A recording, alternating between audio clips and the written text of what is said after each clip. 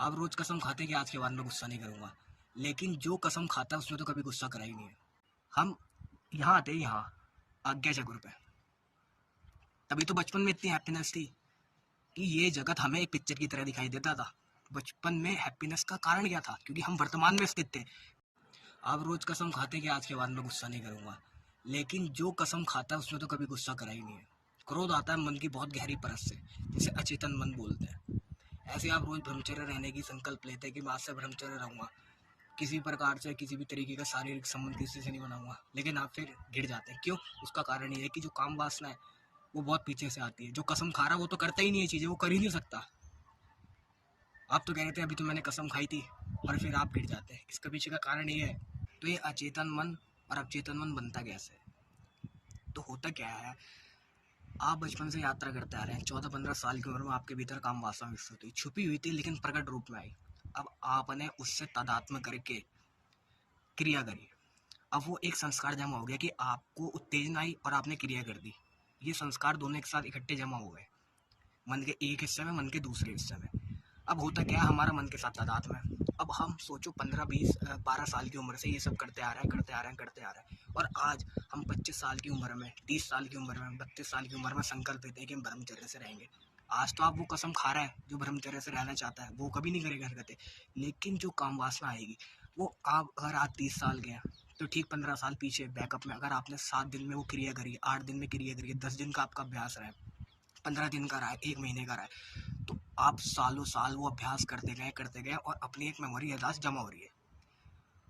अब वो शरीर की एक एक रोम रोम में, एक एक कोशिका कोशिका में अपनी अपनी एक याददाश्त है जो ब्रेन से ज़्यादा है। तो वही याददाश्त आप तो आज कसम खा लेते हैं, लेकिन वही याददाश्त पीछे की है, आती है काम वासना का रूप लेके। फिर वो आपको परेशान करती है और आप उसके तहत करते बैठते हैं। होता क्या है कि हमारा जो पतन हुआ है, हम यहाँ आते हैं, यहाँ आज्ञा चक्र पे। तभी तो बचपन में इतनी हैप्पीनेस थी कि ये जगत हमें एक पिक्चर की तरह दिखाई देता था। बचपन में हैप्पीनेस का कारण क्या था? क्योंकि हम वर्तमान में स्थित थे। जब सृष्टि नहीं थी तब कौन था? जब सृष्टि नहीं रहेगी तब कौन है? बीच में कौन है? वो। तो बीच में जब हम प्रेजेंट में स्थित थे तो वही था।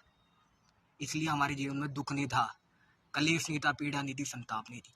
आज्ञा चक्र से वासना के तहत हमारा पतन हुआ, हम यहाँ पहुंचे। किसी किसी की छलांग तो सीधा मूलाधार पे लग जाती है।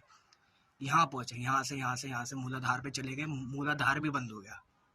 अब वो कर्मों का जो लेखा जोखा, जो हिसाब है, प्रतिपल, बुद्धि, मन, जो संस्कार इकट्ठा कर रहा है, आपकी कोशिका है, आपकी 5 सेंसेस, वो इकट्ठा होता जा रहा है। वही आपको परेशान करता है ओवर थिंकिंग के रूप में। तो इससे एकमात्र बचने का उपाय है कि समय रहते ब्रह्मचर्य का पालन कर ले। और एक इससे ये चीज होगी कि आप वापस उस स्टेट में जाना शुरू कर देंगे जहां से आप अपने प्रिय प्रीतम से बिछड़े गए थे। मुश्किल है लेकिन असंभव नहीं। ये टॉपिक बहुत लंबा है, इसको डीप ले जाना बहुत वीडियो लंबी हो जाएगी। इसमें शॉर्ट में मैंने आपको समझा दिया कि काम वासना और क्रोध किन गहरी परत से आता है मन की। उसको डिलीट करना बहुत जरूरी है। शरीर पे मिट्टी लगेगी, आप यात्रा कर रहे हैं, आप नहा के उसे धो लेंगे साबुन लगा के, लेकिन मन पे जो परत जम रही है वो आप नहीं धो पाते। वो धोएगी कैसे? ध्यान से और नाम जप से। और वही जो आपकी लाइफ फोर्स है, वाइटल फोर्स है, वो सूक्ष्म होकर फ्लूइड का रूप ले लेगी, भाप का रूप लेगी, और उसको पोषती जाएगी। आपको निर्मल, आपका तट हमेशा स्वच्छ रहेगा, समुद्र के किनारे की तरह, काई नहीं जमने देगी। तो आपका मन आप कुछ पकड़ेगा ही नहीं। जब कुछ पकड़ेगा नहीं तो आप कोरे होते चले जाओगे, कोरे होते चले जाओगे, संस्कार मिटने शुरू हो जाए। सवाल उठता है कि उस संकल्प को मजबूत कैसे किया जाए। संकल्प को मजबूत करने के लिए जब आपको लगे कि आप बहुत शांत हो, आपका मन हल्का हल्का है, तो उस समय जितनी हो सके उतनी तेज सांस को बाहर फेंकना है। सांस को बाहर फेंक दिया, पूरा रोक दिया, और उस समय कि मुझे ब्रह्मचर्य से रहना, मुझे ब्रह्मचर्य से रहना, मुझे ब्रह्मचर्य से रहना, मुझे ब्रह्मचर्य से रहना। इसको इतनी तेज सतत रिपीटेशन करनी है इस चीज की। और बिल्कुल जब ऐसा हो जाए कि अब सांस नहीं ली तो प्राण छूट आएंगे, तब तक ये चीज दोहराते रहनी है। तो ये पहुंचते पहुंचते पहुंचते पहुंचते मन की गहरी गहरी गहरी गहरी अंधकार पड़ते हैं वहां तक पहुंच जाएगा। तो ये आपको सहायक होगा।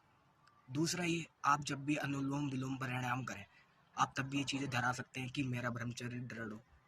सांस रोकी, इससे छोड़ी, मेरा ब्रह्मचर्य दृढ़ हो, मेरा ब्रह्मचर्य दृढ़ हो, मुझे ब्रह्मचर्य रहने का बल मिले, मुझे ब्रह्मचर्य रहने का बल मिले। ये भी आपके लिए बहुत सहायक हो सकता है। तीसरी चीज़, आपको नाम जप आवश्यक करना है। कुछ भी हो जाए, क्योंकि वो नाम जब ही आपके लिए मार्ग खोलेगा, वो आपको शुद्ध करता जाएगा, आप प्रभु की ओर अग्रसर होंगे तो आपके जीवन का लक्ष्य उच्च होता जाएगा। जैसे ही आपके जीवन का लक्ष्य ऊंचा हुआ तो आप ये छोटी मोटी बातों पे ध्यान देना बंद कर देंगे। रही बात शारीरिक क्रिया की, तो शारीरिक क्रिया के लिए आप ज़्यादा से ज़्यादा आपका मन कोई शारीरिक एक्टिविटी करने का नहीं है, मत करिए, कोई फ़र्क नहीं पड़ता, लेकिन आपको कम से कम 50 से 60 या 100 ऊठक बैठक जरूर लगानी है, क्योंकि ऊठक बैठक ही उस चीज़ को रोक सकता है, शारीरिक श्रम में।